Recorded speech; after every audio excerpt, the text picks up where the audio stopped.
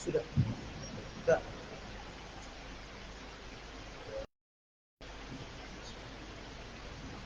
Assalamualaikum warahmatullahi wabarakatuh.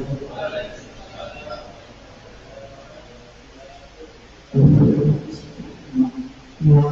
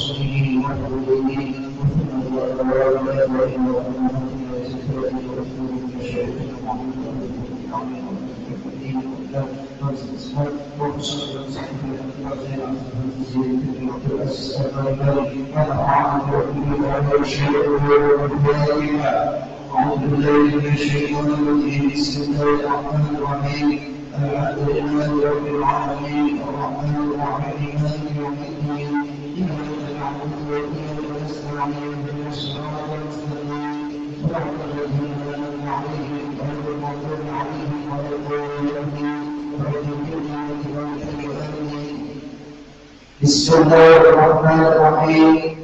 نويت تعلمها وتعليمها والتذكر والتذكير والنفع والانتفاع والكفاية والاستفادة والحث على التمسك بكتاب الله العزيز وسنة رسوله والقرآن والهدى والهدى والتخير ابتغاء وجه الله تعالى ورضوانه وقربه وتقربه سبحانه.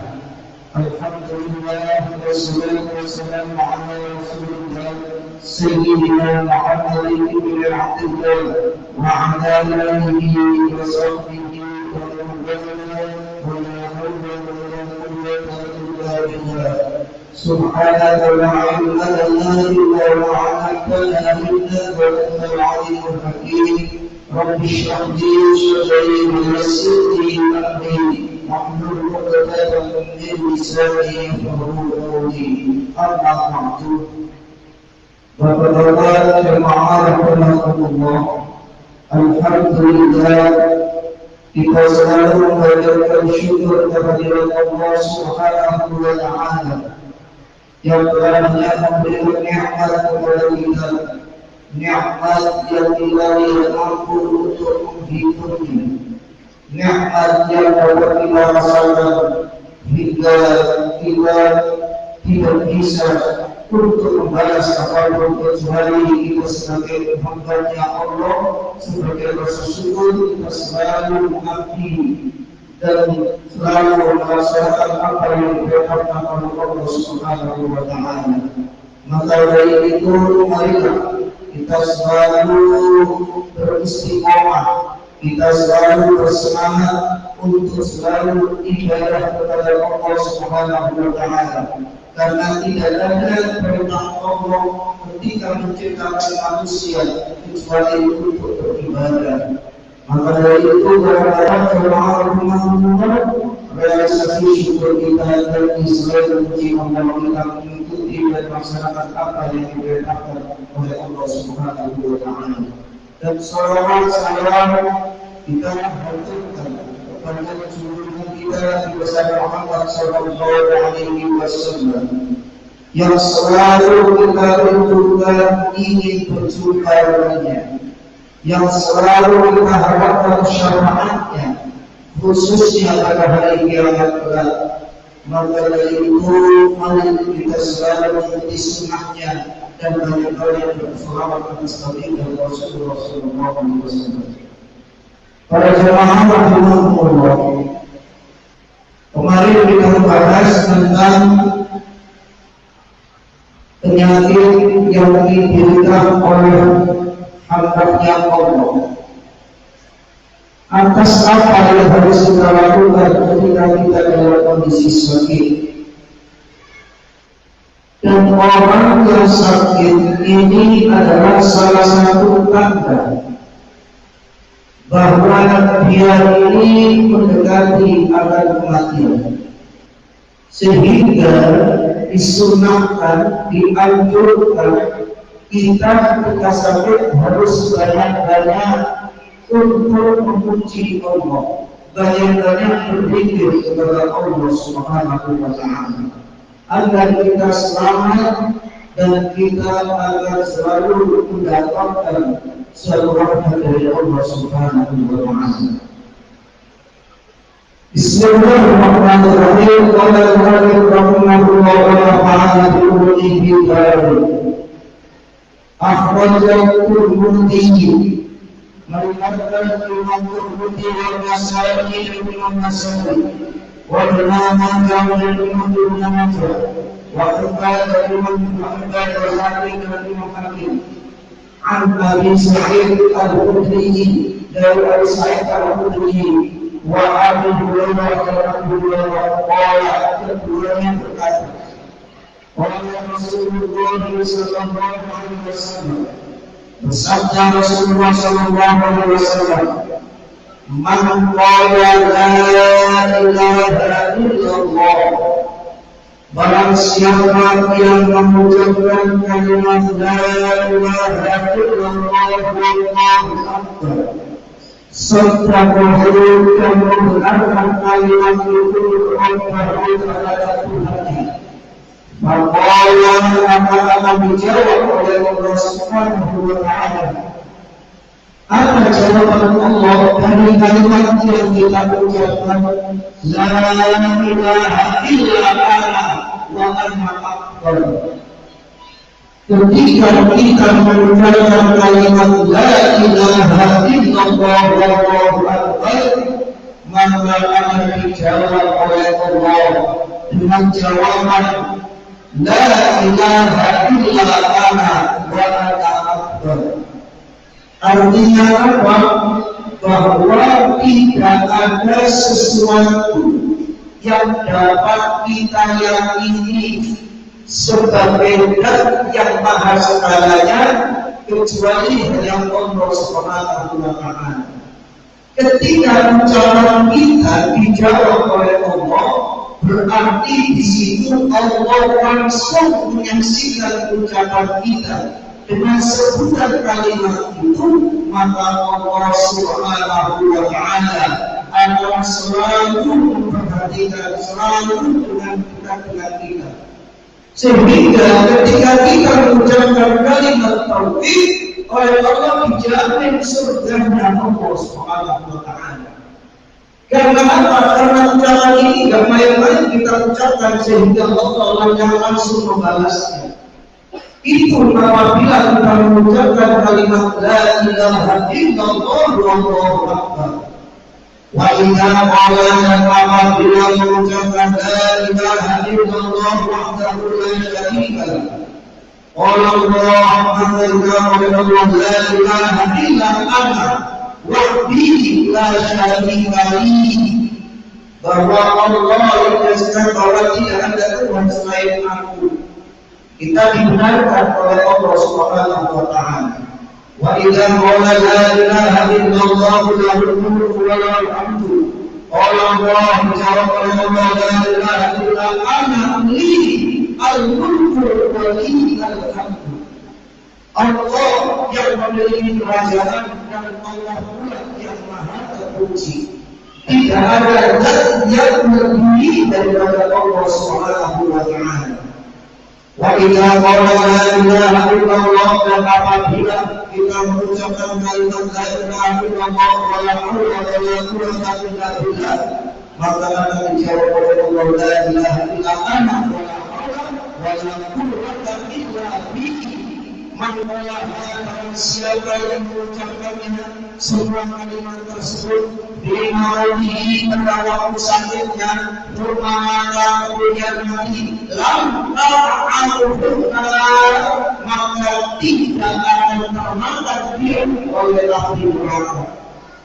Kita sakit, bapak-bapak, jamaah rahimahullah, kita mengucapkan kalimat tauhid, kita mengucapkan kalimat tahmid, kita mengucapkan kalimat takbir, itu adalah merupakan kalimat yang nanti akan menjadi jaminan bagi kita ketika kita sakit kemudian meninggal dunia. Namun kebanyakan ketika orang sakit lupa kalimat tersebut, lupa, saking sibuk dengan sakitnya. Tanya orang-orang yang pernah corona, ketika sakit apa yang diucapkan? Yang jadi ucapan mungkin nggak ada, karena apa? Dia hanya sibuk dengan dirinya, sibuk dengan rasa sakitnya, sibuk dengan ketakutan. Makanya di sini Rasulullah mengajari kepada kita ketika kita sakit jangan diam, tapi tetap istiqomah untuk memuji Allah Subhanahu wa taala, bahkan lebih dari itu karena kita dalam kondisi lemah. Tidak ada kekuatan dan daya yang mampu kita jadikan sebagai sandaran kecuali kekuatan dari Allah Subhanahu wa taala. Maka yang mampu mengucapkan ini dia akan dijadikan oleh Allah ketika matinya, yakni tidak akan termakan oleh api neraka.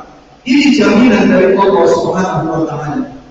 Wa Asabir dan Imam Ibnu Asabir an Ali dari Ali radhiyallahu anhu, dari Nabi sallallahu alaihi wasallam, kalimatun wa qalahunna inda wafatihi.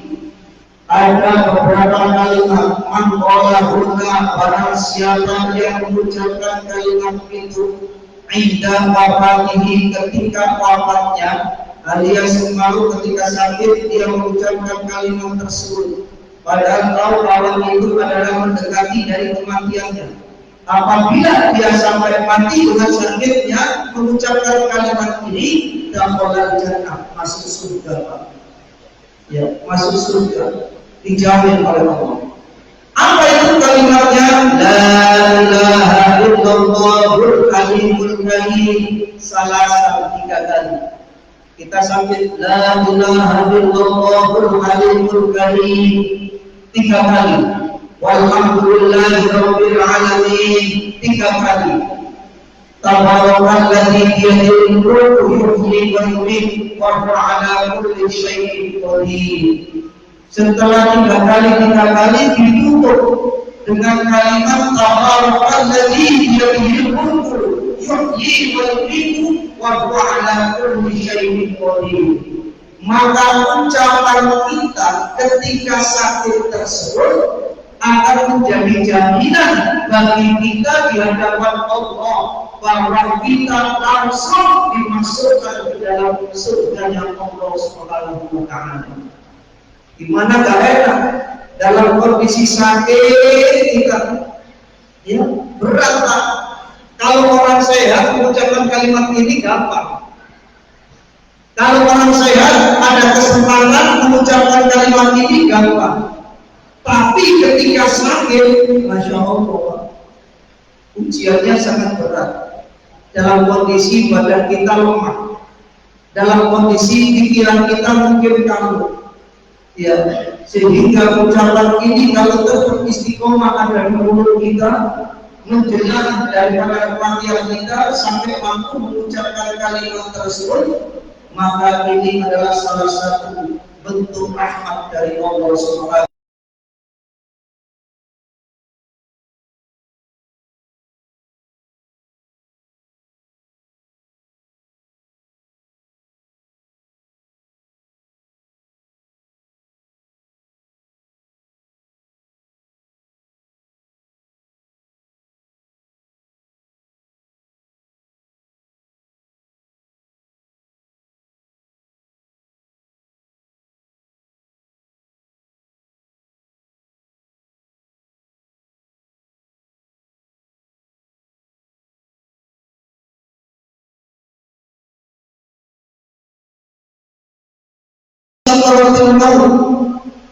Rasulullah menyebutnya karena dikasih tahu oleh sahabat bahwa si fulan sedang sakit ya Rasulullah.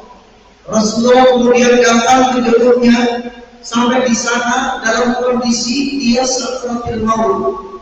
Berat sakaratul maut itu, jangan dianggap ringan. Siapa yang selamat dari sakaratul maut, insya Allah dia termasuk daripada ahlul jannah. Bagaimana sakaratul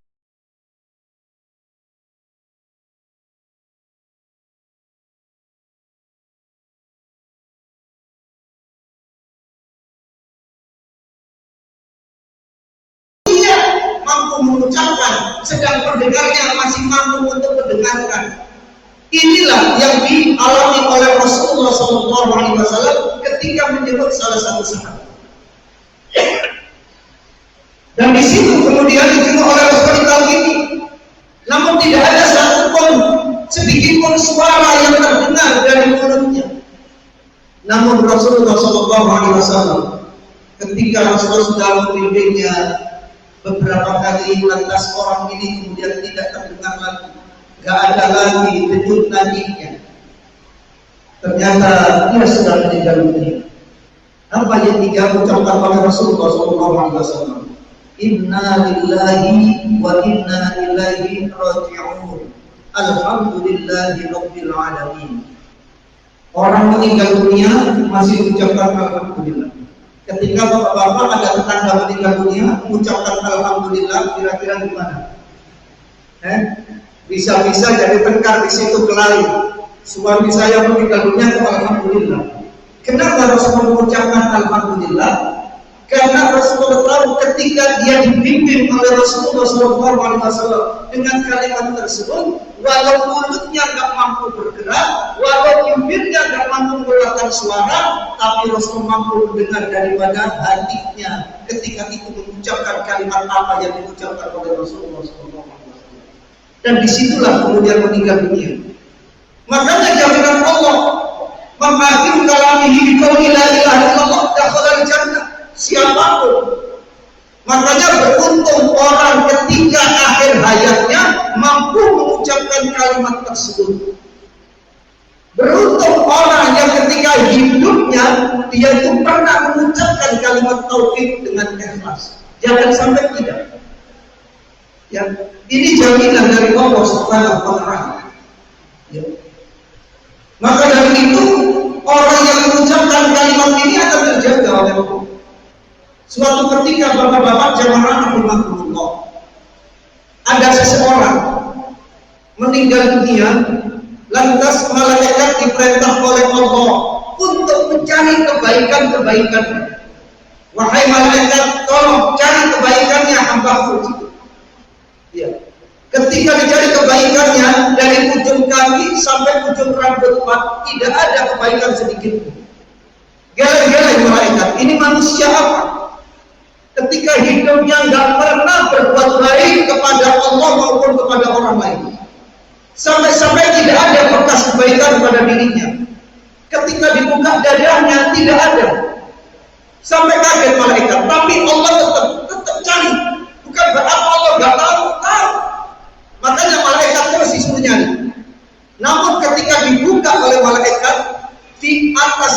sudutnya, langit-langitnya ada bekas kalimat la ilaha illallah. Dan kalimat inilah yang dilaporkan kepada Allah. Ada ya Allah, di langit-langitnya ketika kami buka, di situ ada bekas kalimat la ilaha illallah. Itulah yang aku cari. Karena apa? Ketika hidupnya dia mengucapkan kalimat tersebut, walau sekali kami diucapkan dengan ikhlas, dirahmati oleh Allah Subhanahu wa taala, diampuni dosa-dosanya oleh Allah Subhanahu wa taala. Bagaimana kemudian orang yang beriman kepada Allah sering mengucapkan kalimat tersebut? Lebih dari itu Bapak jamaah rahmatullah. Tapi kadang-kadang kalimat yang sering kita ucapkan ini kalah dengan mulut kita yang sering berbuat ghibah. Kalah dengan mulut kita yang sering kasut. Kalah dengan mulut kita yang sering mengadu domba. Lagi ini orang rajin, jarang sholat, mungkin gak pernah sholat, tapi beriman kepada Allah. Barangkali dia pernah ikut nimbrung, barangkali karena tetangganya meninggal dunia, di situ ditahlili ketika apa itu tetangganya. Lantas dia ikut, kalau nggak mau ikut malu pada tetangga. Tapi hanya mengucapkan kalimat tersebut, kemudian dirahmati oleh Allah Subhanahu wa taala. Makanya jangan dianggap ringan, jangan dianggap remeh majelis-majelis yang di dalamnya memuji Allah Subhanahu wa taala. Walau bagaimanapun keadaan ini. Ya, kembali lagi.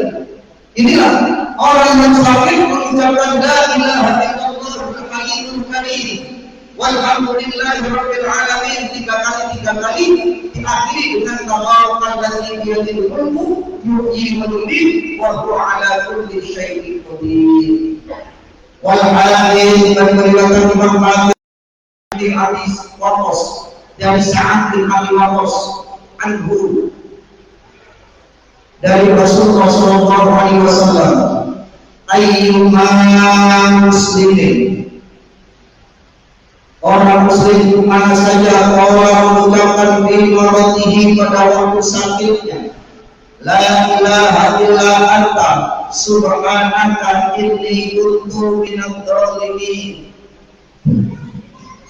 la ilaha illa anta subhanaka inni kuntu minadh dhalimin.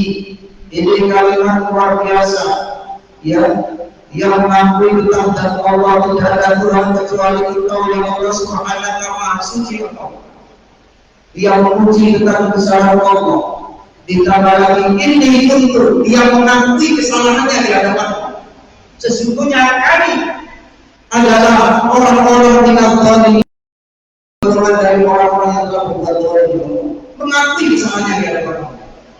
Apabila kalimat kafaratul doa ini atau kalimat ini diucapkan 40 kali, arba'ina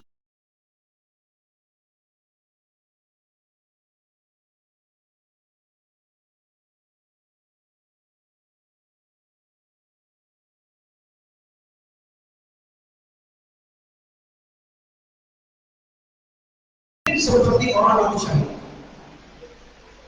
mengucapkan kalimat la ilaha illa subhanaka inni kuntu minadh dhalimin 40 kali ketika sakitnya, kemudian meninggal, maka dicatat oleh Allah menjadi orang yang dikasih pahala seperti mati syahid.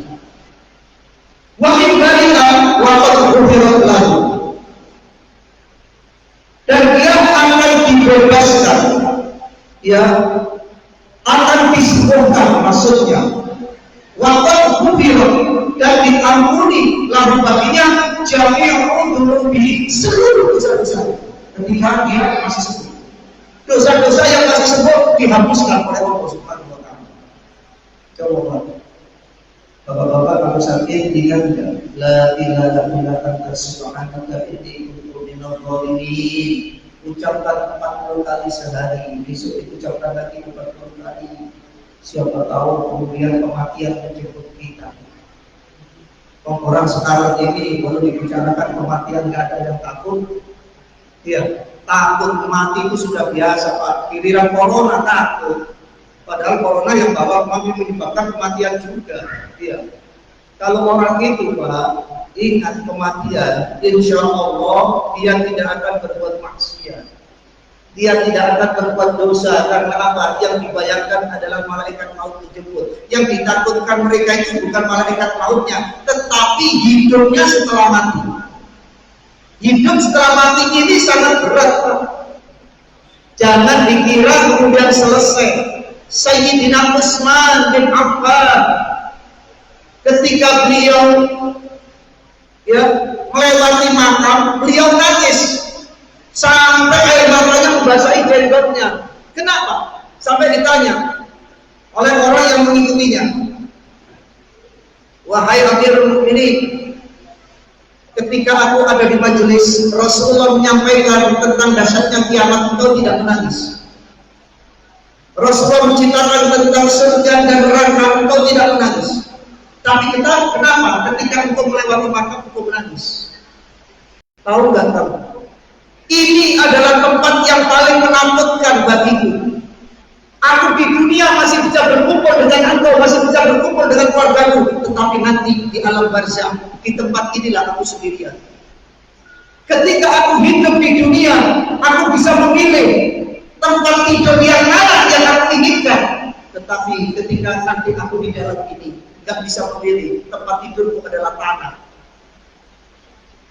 Ketika hidup di dunia, aku bisa memilih tentang tempat yang luas, yang tidak sampai menjadikan aku yakni sempit dan lain sebagainya. Tetapi di tempat ini, aku dalam kondisi sempit. Siapa yang kemudian bisa menolong aku? Gak ada. Padahal ini sahabatnya Rasulullah, dijamin surga oleh Rasulullah SAW. Toh masih tetap dalam kondisi kayak begini. Subhanallah. Iya, tetapi kalau kita enggak, manusia kebanyakan lewat makam tertawa terbahak-bahak. Kadang-kadang lewat makam juga gitu, dipakai main games. Di makam kadang-kadang dipakai untuk pacaran, dipakai untuk judi. Iya, Masya Allah, ini orang nggak ngerti. Kalau ngerti kita itu bagaimana tentang jeritan daripada orang yang ada di makam. Nangis, Pak. Melihat pula daripada orang-orang yang hidup berbuat maksiat. Ya. Maka dari itu kita sebagai orang yang beriman harus menjaga tentang keberadaan daripada saudara-saudara yang sudah sudah meninggal dunia ini. Ya, tidak ada pertolongan bagi kita kecuali yaitu doa. Mereka hanya mengharap doa kita. Mereka hanya mengharap daripada sedekah yang kita kirimkan untuk dihadiahkan pahalanya kepadanya. Itu harapannya, karena dia sudah tidak bisa untuk beribadah kepada Allah. Dia mau sedekah nggak bisa, dia mau sholat nggak bisa, dia mau menyempurnakan puasanya nggak bisa. Makanya yang nadiru da'watan talhaquhu min ibnihi aw akhihi aw sadiqihi. Wa idza lahqatu kana haqqu min at-tiyya wa ma fiha. Bahwa yang ditunggu oleh mayit adalah doa dari anak-anaknya, doa dari saudara-saudaranya, doa dari teman-temannya. Apabila itu sudah disampaikan oleh mayit, maka itu lebih baik daripada dunia dan isinya. Dunia dan isinya sudah tak butuh lagi mayit, tetapi yang dibutuhkan adalah doa. Sehingga Rasulullah SAW dia bersabda, "La ya'ti 'alal mayyit asyaddu min al-lailatil ula." Tidak ada suatu malam yang paling dahsyat seperti malam yang pertama. Mayit kalau malam pertama ini Pak nangis takut, Pak. Dia bangun tergelap, dia bangun teriak-teriak, tidak ada yang nolong. Tahu-tahu ada suara menggelegar. Siapa yang datang? Malaikat untuk menanyai daripada si mayit tersebut dengan suara yang menakutkan. Makanya Rasulullah mengatakan itu malam yang pertama adalah malam yang paling dahsyat. Ya. Farhamu ala mautakum. Sayangilah mayit-mayit di antara kalian. Kita disuruh menyayangi dengan apa? Bismillah. Dengan sedekah. Sedekah apa? Apa yang kita lakukan dengan tahlil, berzikir, berdoa, baca apa itu ayat-ayat Al-Quran, semuanya pahalanya diberikan kepada kita. Siapa yang ngajarin? Rasulullah SAW. Bismillah. Wamallam yastati, maka barang siapa yang tidak mendapat, yang tidak mampu berbuat kayak demikian, falyusalli rak'ataini, maka salatlah 2 rakaat. 2 rakaat. Fi kulli rak'atin, setiap 1 rakaat Setiap satu rakaat kita dikatakan yang Fatihah kita, yaitu membaca surat Al-Fatihah, wa ayatul kursi dan ayat kursi, wal hakumut takatur dan al-hakumut takatur, wa qul huwallahu ahad dan qul huwallahu ahad 11 marrat, yaitu 11 kali. Hasil untuk sholat 2 rakaat kalau nggak mampu. Bagaimana ketika mampu dan juga sholat lebih bagus? Ketika dia mampu mentahlili, mampu mengirim doa, mampu dia itu bersedekah, kemudian sambil sholat, itu lebih afdal. Karena apa? Dua-duanya dia ikuti. Sholat setiap 1 rakaat dia mengucapkan Al-Fatihah 1 kali, ayat kursi 1 kali, Al-Hakumut Takatur 1 kali, Qul huwallahu ahad 11 kali. Apabila ini sudah diucapkan, maka Allah Subhanahu wa Ta'ala mengirimkan 1000 malaikat dengan membawa cahaya dan serunai, supaya apa? Mayit yang ada di dalam kubur ini terhibur, gak takut lagi, berkat daripada doa-doa kita. Ya, ini adalah jalan yang diajarkan oleh Rasulullah SAW. Itulah yang disebut sholat hadiah. Pernah nggak kita melaksanakannya? Ketika selesai daripada sholat, salam assalamualaikum warahmatullah, assalamualaikum warahmatullah. Kita mohon kepada Allah, Allahumma inni shallaitu hadhihi sholata wa ta'lamu ma uridu, Allahumma ba'ath thawabaha ila qabri. Siapa kuburan yang kita pilih di al-maqam, ya. Baru kita serahkan sallallahu alaihi wasallam Muhammadin walhamdulillahirabbil alamin. Ya. Ini juga termasuk sedekah apabila kita ucapkan. Yang kita kirim hari ini adalah bapak kita, besok adalah ibu kita, besok lagi adalah kakek kita, besok lagi nenek kita, sampai 7 hari turun-turun berbulan lagi. Subhanallah. Apalagi kita ucapkan ketika hari pertamanya, malam pertama ini, kapanpun bisa ketika kita lakukan sholat ini. Ini diantaranya. Maka dari itu jangan dianggap ringan ketika kita sakit ini sebagai tanda daripada kematian. Maka biasakanlah kita ini, yang itu ketika sakit harus banyak berzikir, bukan diam, harus banyak berzikir. Wat-Tabrani menurut Imam Tabrani, man qara'a suratul wallahu ahad, barang siapa yang mengucapkan atau membaca suratul wallahu ahad fi waladihi pada waktu sakitnya, alladhi yamutu fi, ya, yang kematian ada padanya atau marwah dengan mengucapkan 100 kali. Tanda kematian sudah didapat oleh dia, tanda kematian sudah ada. Masya Allah, ya, hati-hati. Lam yakur di memberi, tidak ada dia di tanah atau apa dikubur, di dalam kuburnya. Wa amanah dan aman dia, ya, aman dari apa? Yakni dari fitnah kubur. Ya, dokter dari kubur dia akan selalu benar, yakni dia akan mendapatkan suatu keamanan di dalam kuburnya. Wa amalahum malaikah, dan akan membawa dia, yaitu kepadanya malaikat yang mengiamati pada hari kiamat. Di ajnahatiha, dengan memberatkan sayapnya, hatta yuhidunahu, sehingga dia melewati, ya, menyeberang, ya, minas sirati, dari sirat ila jannah, sampai ke surga. Orang yang mengucapkan kalimat suratul wallahu ahad 100 kali ketika sakit dan tanda kematian apa? Ini merupakan hebatnya surat Ikhlas. Hebatnya surat Ikhlas. Bapak-bapak, surat Al-Mulk itu membebaskan dari azab kubur. Al-Mulk. Makanya nanti kalau orang yang biasa membaca surat Tabarak atau Al-Mulk mati, kemudian malaikat datang mau disiksa, Al-Mulk akan bela. Malaikat, kamu mau apa ya?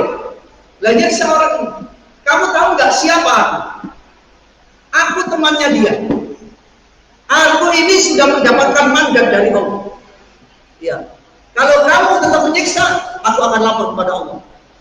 Malaikat lapor, ya Allah, ada hambamu Ya, mau saya siksa karena perbuatannya. Tahu-tahu ada temannya, yaitu Al-Mulk, datang untuk membelanya. Gimana ya Allah? Sudah, jangan disiksa, itu urusanku. Ya, biarin. Surat Al-Mulk. Makanya kalau Bapak membiasakan baca surat Al-Mulk, akan bebas dari siksa kubur nanti. Ini kehebatannya.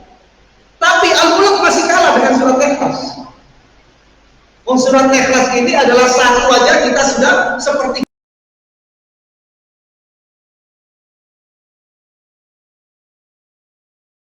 tiga kali sudah hafal, berarti Al-Mulk sudah ada di dalam. Makanya siapa yang sakit membaca surat Al-Ikhlas ini sebanyak 100 kali, maka di sini dia itu akan dibebaskan dari fitnah kubur. Ditambah lagi dia akan dibawa oleh malaikat melewati sirat. Ya, nggak sampai kita melewati sirat. Ya karena apa? Sayangnya malaikat dibentangkan sampai kita jalan kaki selamat. Konon di dalam keterangan bahwa sirat ini titian di bawahnya neraka kita menuju kepada pintu surga itu saking kecilnya bagaikan rambut di belah 7. Bagaimana ketika kita kemudian sakit mengucapkan hal tersebut, lantas di situ kemudian malaikat membantu kita. Subhanallah. Berkat apa? Surat Ikhlas. Nah, untuk itu surat Ikhlas jangan sampai kita tinggal. Ya, khususnya ketika kita dalam kondisi sakit. Kalau sudah kayak demikian, siapa yang bisa menolong kita? Tidak ada, kecuali ya amal kita sendiri, bacaan-bacaan kita sendiri. Ya. Maka dari itu jangan sampai merugi. Orang sakit itu masya Allah banyak fadilahnya dari Allah, banyak kemurahannya dari Allah, keutamaannya dari Allah banyak. Tapi sayang, ya kalau kita sakit kadang-kadang lupa. Ya, sakit itu sebenarnya enak, tapi nggak ada orang yang mau sakit. Ya, sakit itu dosanya diampuni oleh Allah. Sakit itu kemudian ketika dia ingat kepada Allah, semuanya dijamin oleh Allah, dihapus dosa-dosanya. Ketika meninggal dunia, dimasukkan ke dalam surganya Allah. Kurang apa? Iya. Tetapi kebanyakan kalau sakit kita sering mengeluh. Iya, mengeluh. Padahal ya, kita ini yang minimal jangan sampai nyumpahin Allah.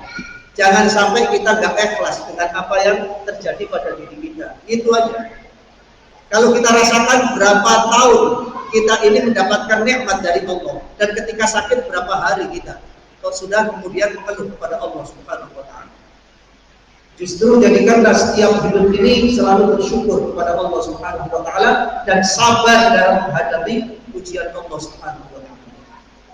Ya. Ini ajaran Rasulullah selalu mengajarkan tentang kebaikan-kebaikan. Ketika kita sakit, masya Allah, seperti penyakit apa? Kita penyakit pilek. Loh, penyakit pilek itu, Pak, ternyata itu bisa membebaskan dari penyakit kusta, Pak, atau lepra. Rasulullah SAW bersabda, "Az-zukamu amalun minal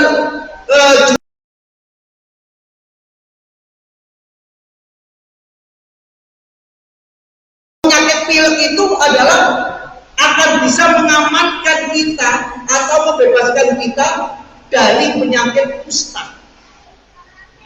Pilek. Loh, kadang-kadang kita pilek, ya Allah saya penyakit pilek gak sembuh-sembuh.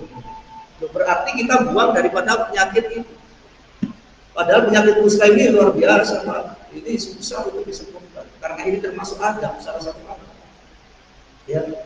Ini Rasulullah kalau mengajarkan, makanya ya, kalau kita sakit, ya biasakan kita ini untuk ya tetap istiqomah zikir kepada Allah Subhanahu wa Ta'ala.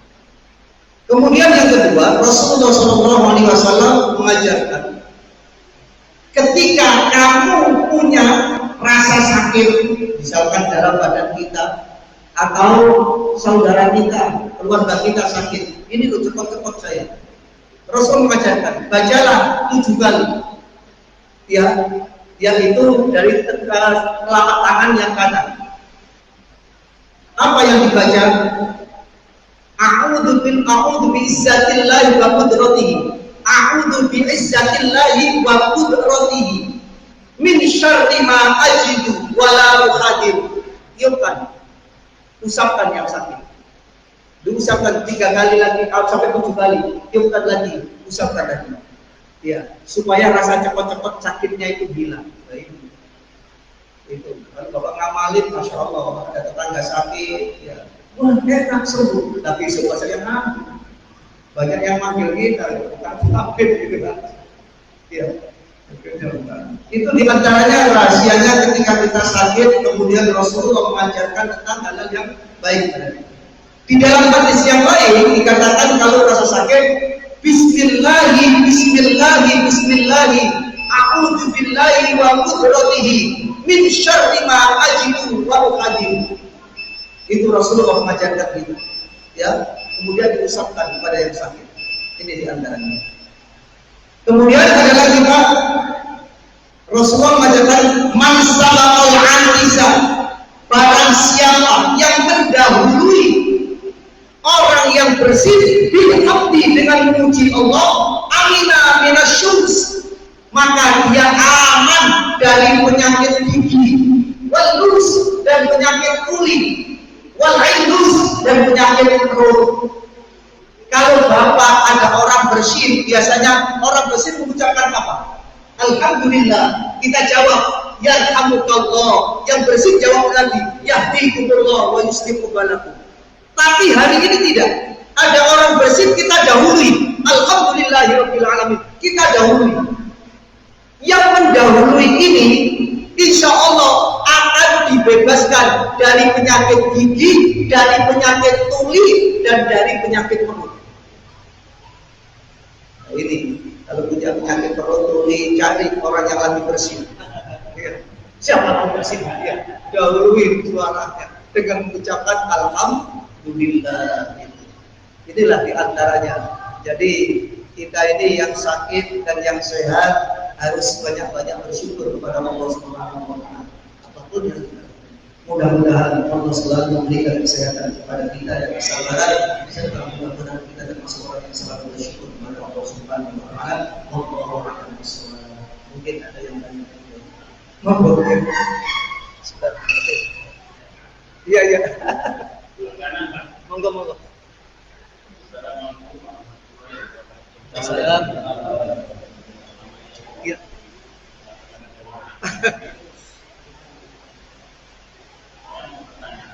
Iya. Jadi kira-kira tahu bukan pasangan Ya. di Angkat, kebetulan di hati Hungaria. Itu ada masjid Al-Ansor. Ada jamaah jamaah yang masih muda. Itu tiba-tiba datang dalam keadaan mabuk. Nah itu di situ ada perdebatan. Ada Pak Kiai Haji Tohir sama Gus Haji Salim antara menolakkan dan tidak boleh. Nah, di situ perdebatan. Orang mabuk Iya, mati. Meninggal. Iya. Itu bagaimana? Iya. Itu satu lagi. Itu kebetulan di sini Pak Ustadz PDKM Pak Ahmad jadi tidak imam. Nah itu di saya itu teman saya Pak, Tangerang juga di masjid Al-Ikhlas. Itu dekat sama tiba-tiba ada lagi khotib, lagi drama meninggal. Nah itu termasuk golongan mana? Dari sahibnya apa bukan? Iya. Udah. Wassalamualaikum warahmatullahi wabarakatuh. Waalaikumsalam warahmatullahi wabarakatuh. Orang mabuk ini perlu disolati kan? Iya. Ini. Bapak jamaah rahmatullah. Orang mabuk ini termasuk dosa besar. Ya. Imam Syafi'i juga tidak wajib mensolati, tidak wajib.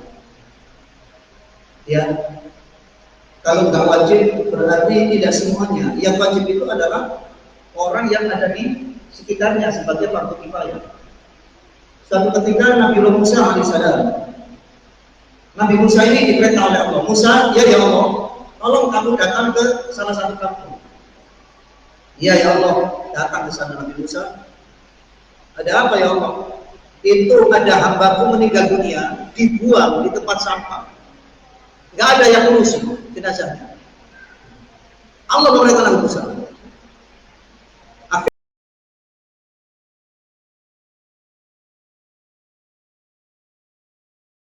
Saudaranya kan, bagaimana saya? Musa, itu juga makhlukku Musa. Allah bilang gitu, itu juga makhlukku. Tolong urusin. Orang lain nggak urusin nggak apa-apa, tapi engkau aku perintah untuk urusin karena itu juga makhlukku. Artinya apa? Artinya kita ketika ada orang meninggal dunia, fardu kifayah karena dia termasuk orang yang beriman, tetap fardu kifayah tetap. Tidak mewajibkan kepada semua untuk mengikuti. Karena apa?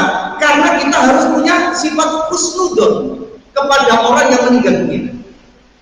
Itu sebagai amal kita, bukan amalnya dia. Urusan dia, dosa tidaknya urusan dengan Allah. Satu. Yang kedua, Pak, ada suatu peristiwa. Orang ini dianggap orang ahli mabuk. Ahli mabuk berarti dia baik. Ketika meninggal nggak ada yang ngurusin, istrinya nyuruh orang. Sudahlah kalau gitu gini aja, kamu saya bayar bawa mayat ini ke hutan.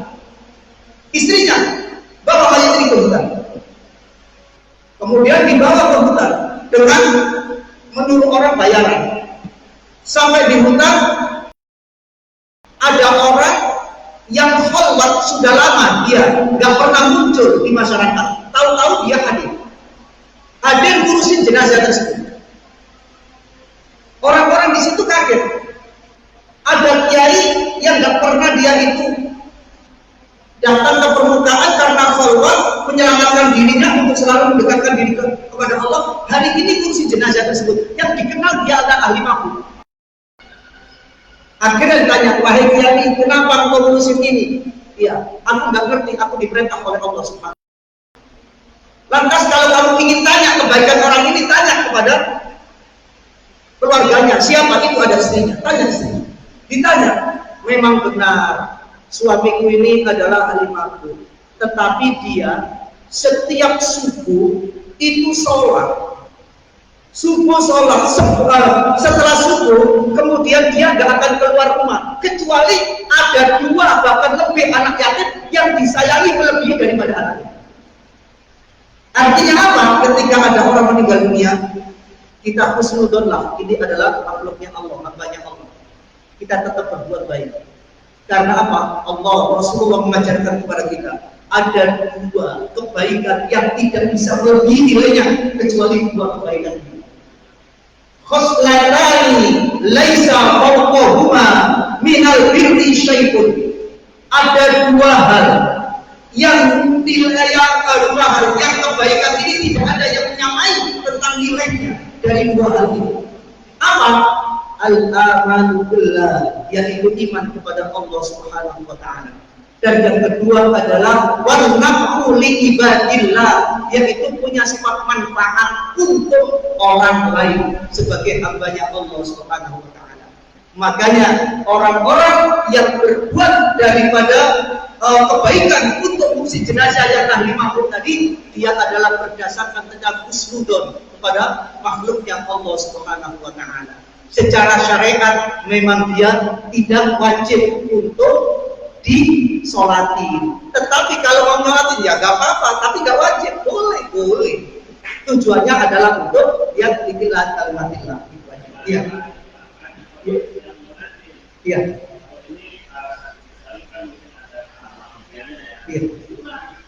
Oh gitu. Itu enggak kita contohkan kayak gitu, 2 kisah tadi ya. Kemudian yang kedua tentang orang khotib meninggal dunia. Kenapa kita anggap itu adalah baik? Apa itu baik? Bukan berarti syahid atau tidak, wallahu a'lam. Tetapi yang jelas kalau khotib punya syarat harus punya wudu. Yang kedua, yang diucapkan khotib tidak ada sesuatu kejelekan, tetapi pasti dia memuji kebesaran Allah Subhanahu wa taala. Di tengah khotib kemudian meninggal dunia, jelas dia adalah husnul khotimah. Insyaallah husnul khotimah. Yang jelas dia husnul khotimah. Tetapi orang yang ada di situ harus menggantikan kedudukannya sebagai khotib untuk meneruskannya daripada khotib tersebut. Ya, tetapi kalau mati syahid, wallahu a'lam. Ya, yang jelas orang yang mati menjaga wudu, bapak mau tidur, mau tidur wudu. kemudian meninggal dunia, Masya Allah, itu juga dicatat yang menjadi saksi adalah malaikat bahwa dia termasuk daripada orang yang mati dimuliakan oleh Allah Subhanahu wa taala karena punya wudu. Makanya kalau orang punya amalan dari wudu, apa itu dari nasi, apa itu dari istilahnya dari bantalnya wudu, insya Allah punya karomah.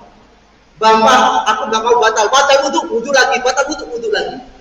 Ini dialami oleh Bilal bin Rabah.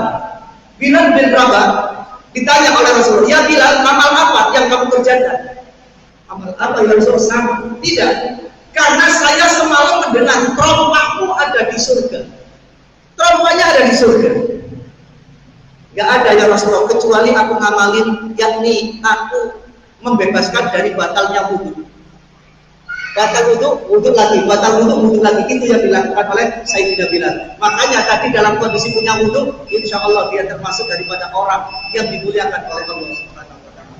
Wallahu a'lam. Ya, ada lagi.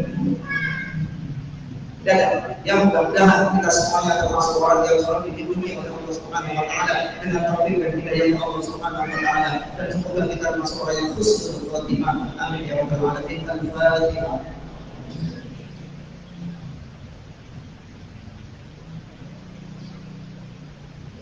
Bismillahirrahmanirrahim. Alhamdulillah. Allahumma aghnina bil ilmi wa zayyinna bil ilmi wa hafidna bil taqwa wa jamilna bil afiyah. Allahumma inna nas'aluka rahmatan nabiyyin wa ridal mursalin wa ila malaikatil muqarrabin. Allahumma ij'al jam'ana hadha jam'an nafi'an mubarakan wa tafarraqna tafarraqan ma'suman wa nadhira rahmatir. Rabbana atina fid dunya hasanah wa fil akhirati hasanah wa qina adzaban nar. Sallallahu alaihi wasallam Muhammadin walhamdulillahi rabbil alamin. Subhanallahumma wa bihamdihi asyhadu an la ilaha illa anta astaghfiruka wa atubu ilaik. Assalamualaikum warahmatullahi wabarakatuh.